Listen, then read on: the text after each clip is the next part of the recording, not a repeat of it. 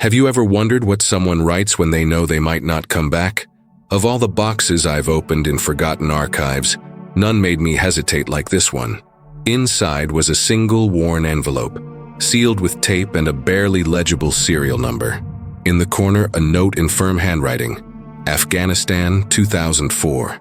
For 19 years, this letter remained locked away, hidden from the elements, and perhaps it was for the best. But when I read the first line, I realized it wasn't just a farewell. It was a warning. The author was a soldier stationed in Kandahar, and the title I gave to this discovery was born from his own words. The map lied over the hill. A simple phrase, but impossible to ignore. Ever since, I haven't been able to stop wondering what he really meant. Was it a coordinate error, a code, or something that should never have been found? There are details that military reports don't reveal, and this letter conveys exactly what the statistics hide. Fear, doubt, and kind of silence that only exists when the radio stops responding. Every stroke of his handwriting seems rushed, as if time were running out. Before we continue, I want you to imagine the moment someone seals a letter, knowing that perhaps no one will read it. What do you write when the future seems uncertain? And what happens when, almost 2 decades later, someone decides to break that silence? I didn't just find a military document. I found a voice that time tried to erase. And today, you'll hear it exactly as it was left, line by line, uncut, unfiltered, because some letters should never have been read. If you've made it this far, it's because something in this story also spoke to you. Perhaps curiosity, perhaps the weight of imagining what someone feels when writing their last words. Each line of this letter carries a piece of what time tried to bury, and understanding it goes far beyond simply listening. It's about feeling what was left behind, deciphering what the map lied about, and respecting the silence of those who never returned. So before I go on to read it in full, I want to know what you think. What do those first words tell you? What do you believe really happened on that hill? Write in the comments below your vision, your theory, or even what this story awakened in you. It's your participation that keeps this kind of memory alive. And if this type of story makes sense to you, if it captivates you, makes you reflect or imagine what is behind each forgotten envelope, then leave it there, so I know this kind of investigation deserves to continue. Subscribe to the channel too, because there are still many letters, diaries, and records like this, hidden, sealed, waiting for someone to finally read them. Every comment, every new subscriber, and every like helps bring to light other voices lost to time. And believe me, some of them hold secrets you won't want to miss. The first time I held that letter, the world seemed to slow down. It was as if the air had changed weight. I could hear the crackle of dry paper, the faint rustle that only time can leave on forgotten things. She was alone in the warehouse, the flashlight strapped to her chest casting a yellow circle over the stacked boxes, and the silence had a sound of its own, an almost living hum. It was there, in that suspended moment, that I realized something inside that envelope was begging to be heard. Not in a rush, not like a document to be filed, but like a secret that time has kept.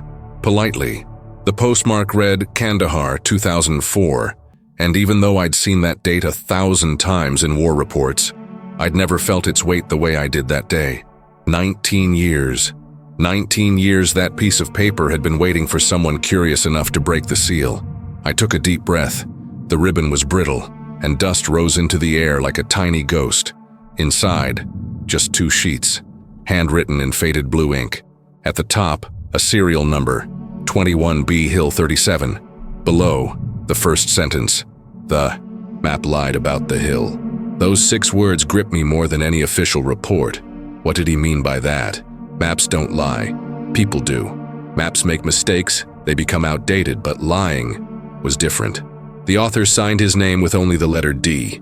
No full name, no rank.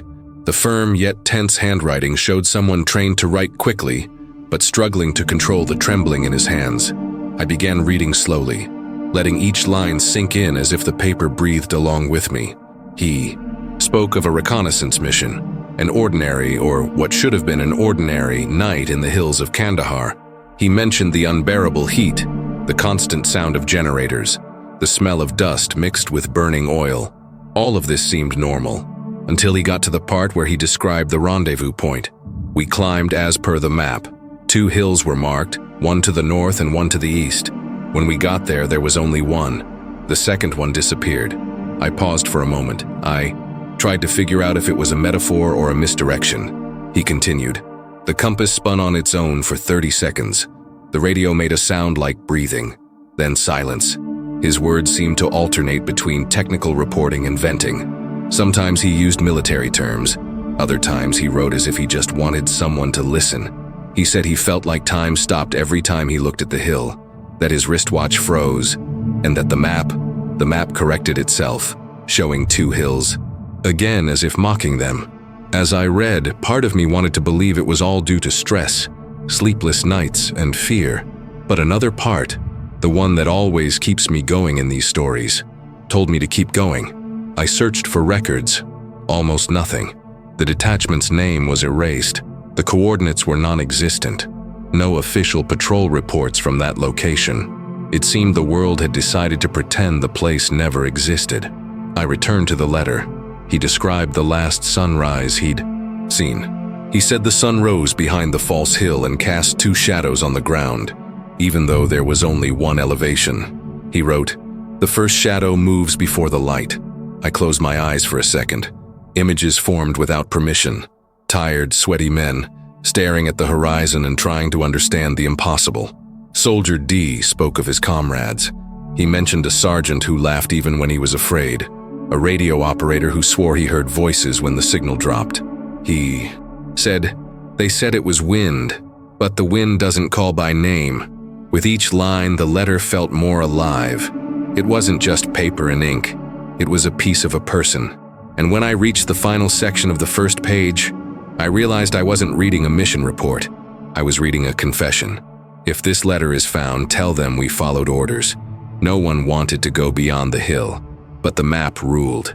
And when the map lies, it is the man who disobeys, not the paper. I closed the page, took a deep breath, and noticed that the second page looked different.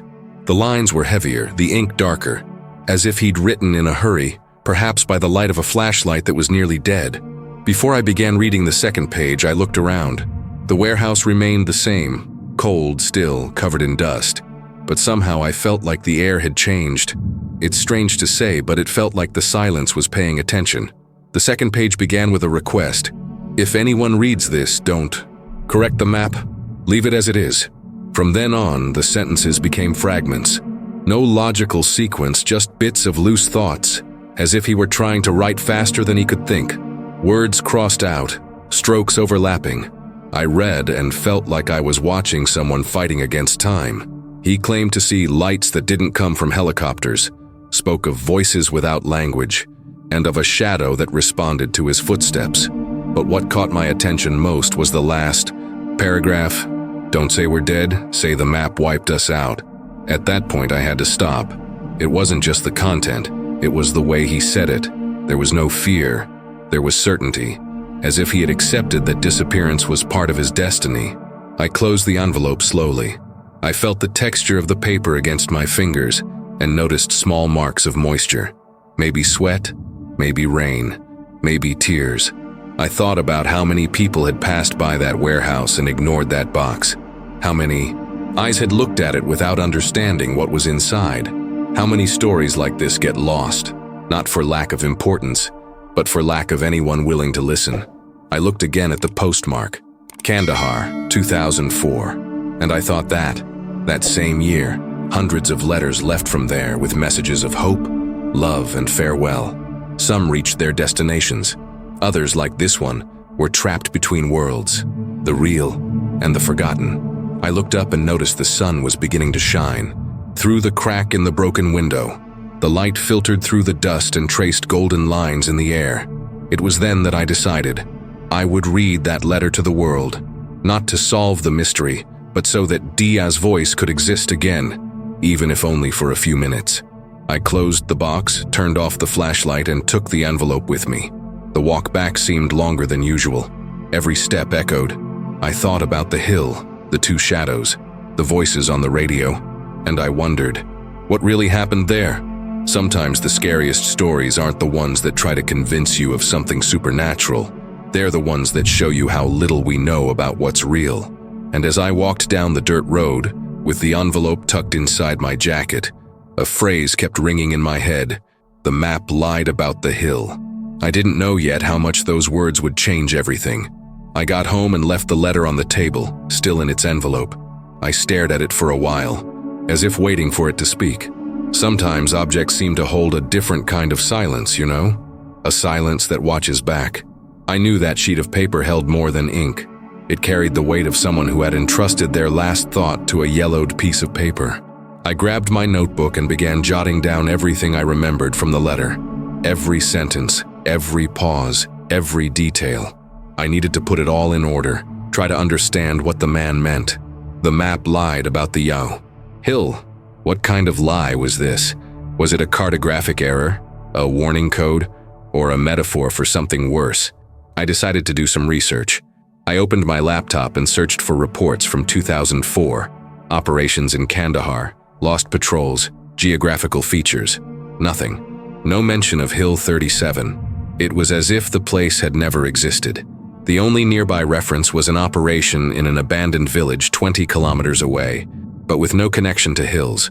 Even so, the more I read, the more the feeling of emptiness grew. I decided to compare satellite images.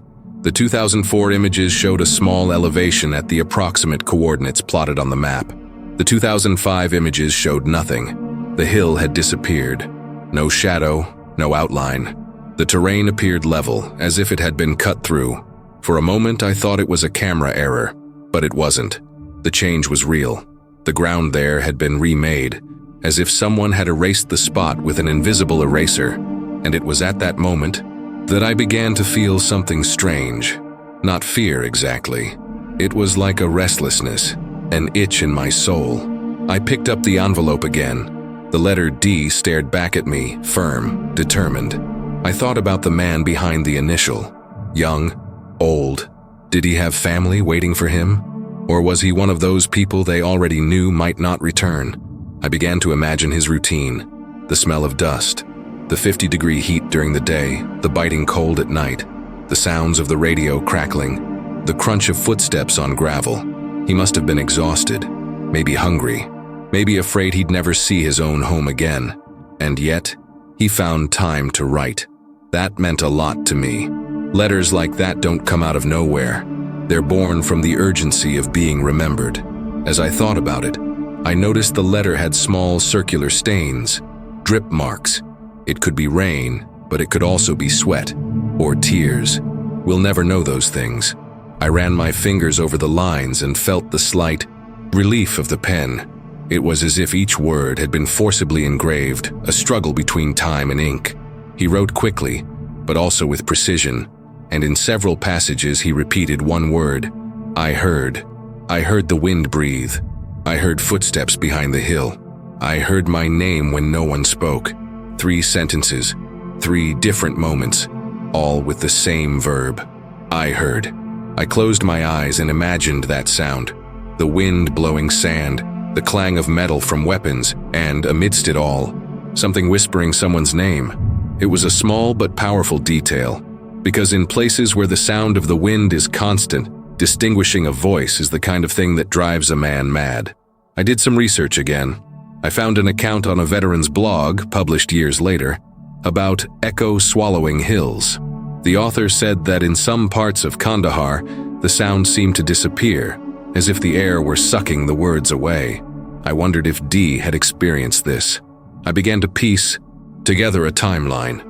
On March 17, 2004, 3 patrols were recorded leaving nearby bases. One of them didn't return on schedule. The official report simply said, "Communication interrupted." No names were listed. 3 days later, another group was sent out and found no trace. The coordinates? Scratched. That's when I understood what D meant by the map lied. The map showed something that no longer existed, but the problem was that no one seemed to want to admit it, as if the error were so great that it needed to be erased forever. I closed my laptop and stared at the ceiling. My mind tried to find a logical explanation, a recording error, interference, erosion. But my heart said something else. That maybe the map hadn't lied. Maybe it had been trying to warn me. I picked up the letter again and read the last line. "Do not open if the hill is gone." That hit me like a punch. It was a direct message, as if he knew someone would find the envelope one day and wanted to protect them from seeing what they shouldn't. But I had already opened it. That night I dreamed of sand and distant voices. I woke with my heart racing and the feeling of someone whispering my name. Rationally, I knew it was the weight of history weighing on my head. But something inside me said, maybe some stories don't want to be remembered. I spent the next day rereading the letter, line by line. With each reading, new things appeared, small words hidden between the letters, as if he'd used the space between lines to hide messages. I found two, north and second. They looked like positions, coordinates of time or direction, maybe up north, second attempt, or second shadow north side. I noticed his writing style changed slightly whenever he spoke about the map. His lines became harder, as if he were angry or afraid. The ink became darker, and in one sentence he scratched so hard that it ripped the paper. This sentence read, "He didn't want to be found." Him. Who? A man? The map itself? A way of saying the hill had a will of its own?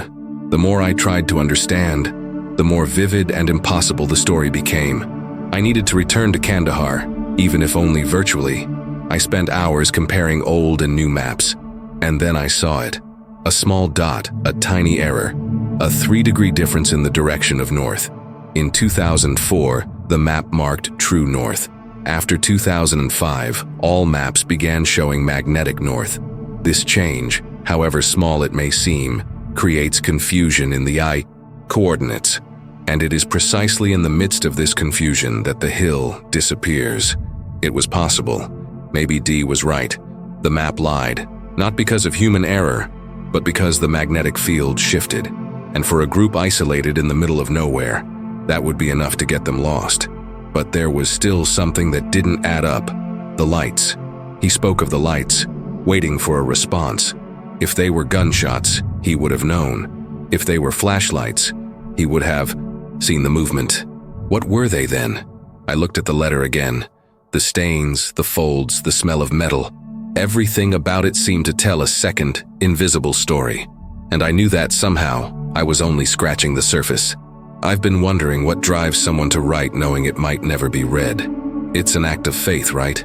Writing is like throwing a bottle into the sea of time.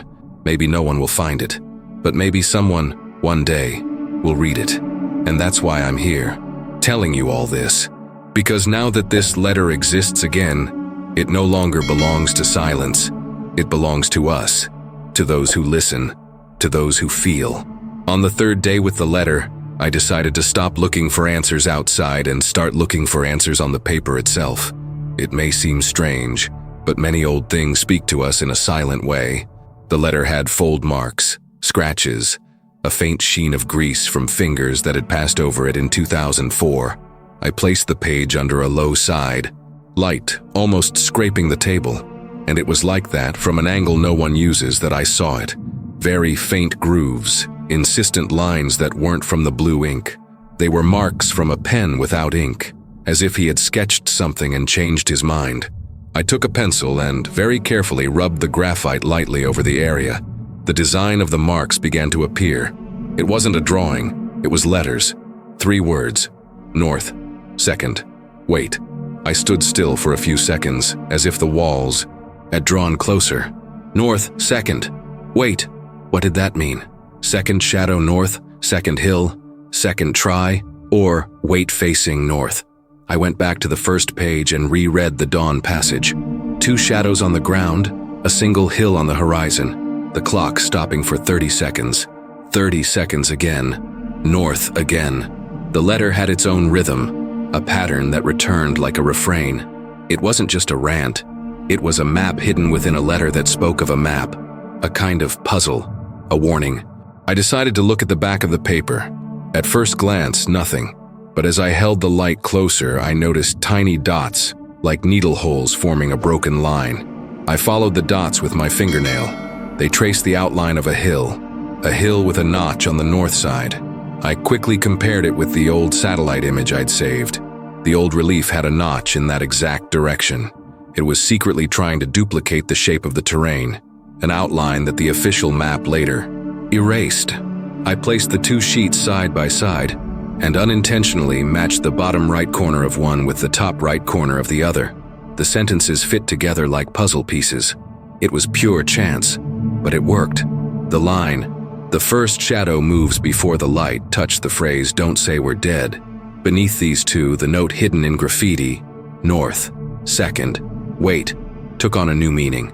Wait for the second shadow to the north. Don't go up with the first shadow. Wait for the second.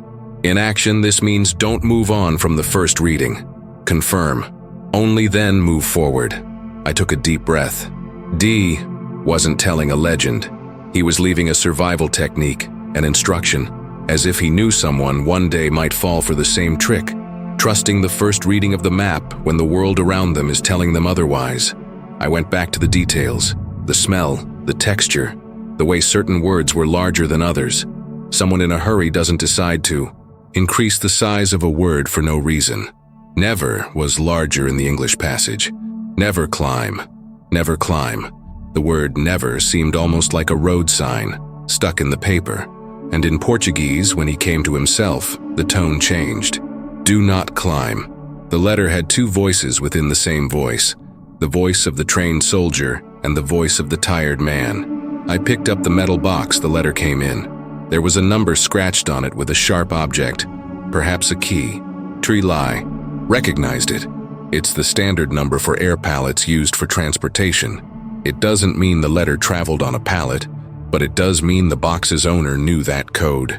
Even in his fear, he remained professional. This gave me even more respect for him. Anyone who has enough sense to mark a standard shipping number on a box while writing a letter like that isn't making it up. They're recording it. I laid the letter on a large printed map, the kind that folds out into four, and began playing with overlapping.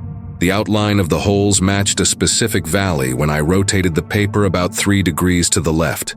3 degrees. The same difference I found between true north and magnetic north back then. The fit was perfect. If I ignored those 3 degrees, the hill disappeared. If I adjusted, the hill reappears. It wasn't magic. It was a technical detail. But technical details, in the field, decide life and death. On the bottom margin, almost off the paper, I found a pen, stroke that looked like nothing. I followed the stroke to the end and realized it ended in a tiny dot that wasn't part of the handwriting. A slight relief on the paper. I held the letter up to the light. The dot became a small circle. Inside, a mark, like an imperfect X. From it, very faint arrows emerged, as if he'd drawn a miniature freehand map of the approach. The larger arrow pointed back north, the smaller, east. Between them, the word, wait.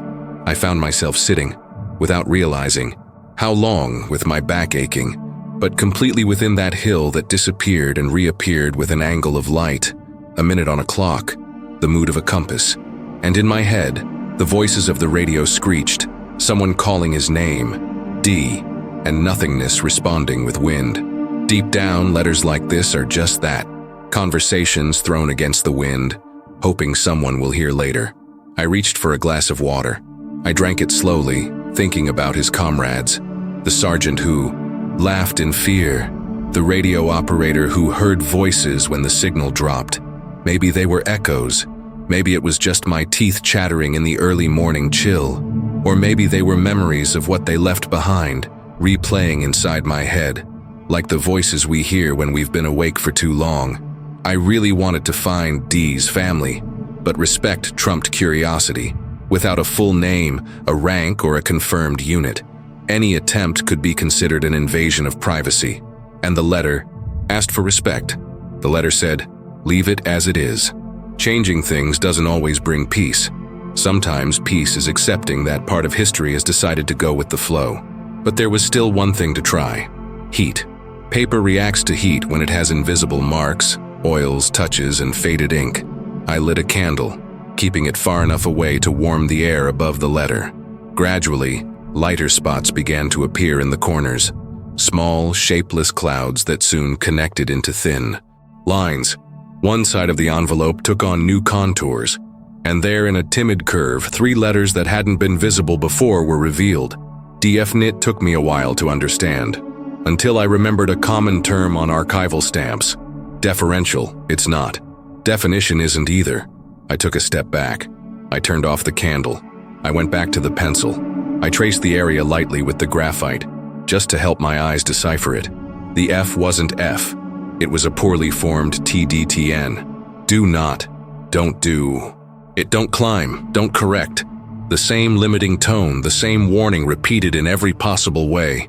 In the text, in the outline, in the heat, in the shadow. I rested my chin on my hand and stared into space for a while. It's curious how a piece of paper can tell us to be quiet and listen. In life, almost everything screams. The letter doesn't. The letter demands silence. The letter calls us closer like someone calling a frightened child, slowly, carefully, without fright. I returned to a point I'd overlooked. The radio made a sound like breathing. I thought it was poetic when I read it, but I thought about it again now, calmly. There's an interference that really does sound like breathing. A slow variation of noise, rising and falling like a chest rising and falling. This can happen when the signal hits something that reflects incorrectly, when the echo returns out of phase. And what reflects incorrectly? Rock, metal, and also layers of air with different temperatures. On a hill in the early morning, the air changes temperature very quickly. Sound bends, light bends. The world offers simple tricks that deceive tired people. And tired people who trust the map without checking what their bodies feel fall. Perhaps the greatest secret of what D wrote isn't about a disappearing hill. Maybe it's about us. About not giving up our north just because a piece of paper says so. About stopping. About waiting for the second shadow. About not climbing on the first impulse. The whole letter talks about this, but in a way a child would understand. Look again. Check. Wait. I went to the window. Outside, the day was beginning to fade. The sky was that color that's neither blue nor gray. The kind of color that reminds us of long journeys, of when the world was bigger. I returned to the table, blew out the candle, ran my hand lightly over the letter, and thought a simple thing. He trusted someone he didn't even know. He trusted me. He trusted you. Because that's what writing is, giving something to someone else to care for. I closed the envelope slowly and put Diane's letter in the clear folder. I smiled a little to myself.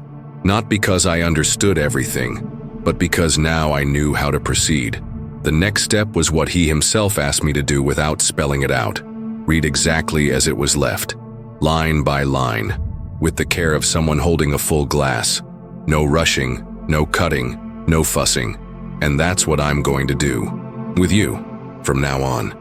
The two of us side by side as if we were sitting on a cold stone before dawn, with the wind blowing through our coat sleeves, the radio making that hissing sound that seems to breathe, and a map open on my leg, begging to be obeyed.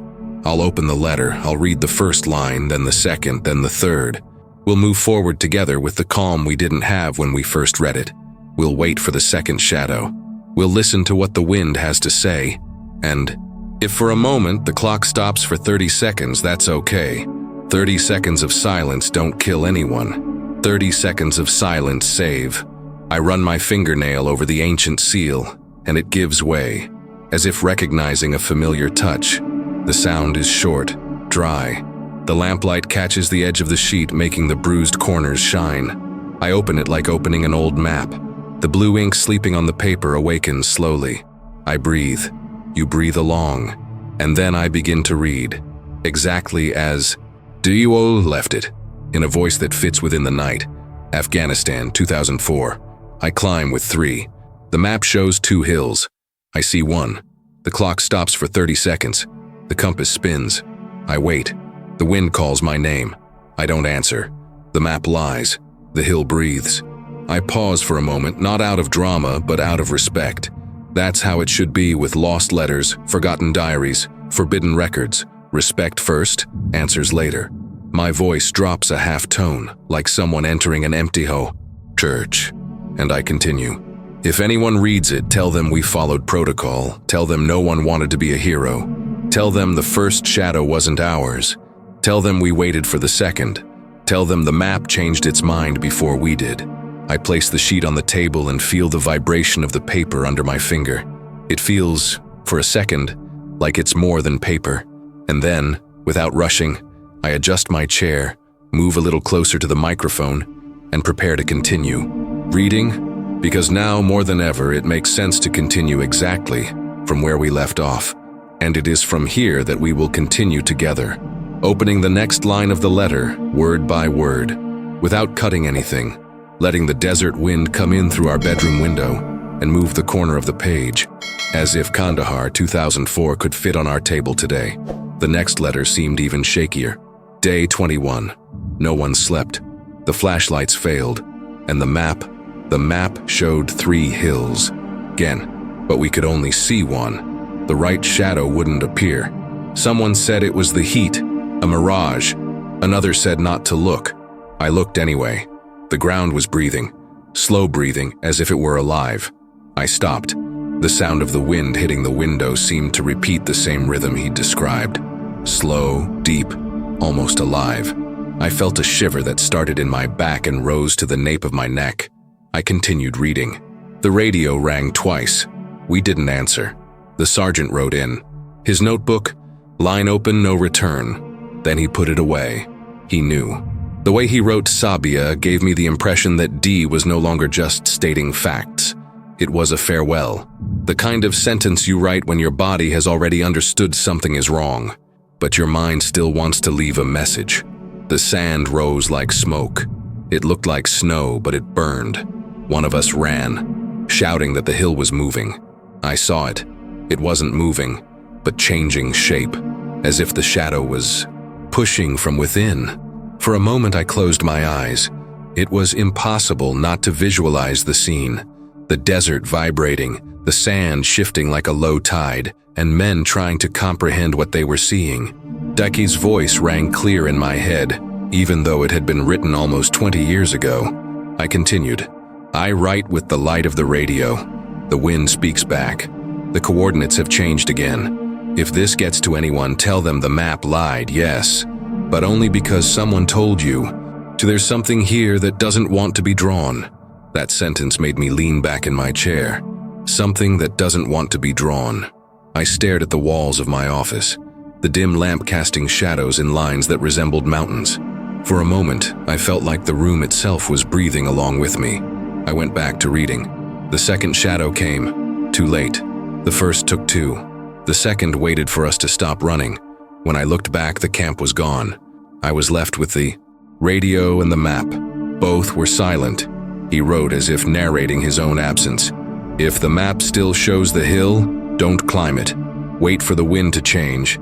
And if it doesn't, follow the sound of the voices. They know the way back. There was a blank space after that line, a breath. Just below a final sentence, smaller, crooked, written almost off the paper. If the hill disappears, the letter ends here. The pen traced to the corner and stopped.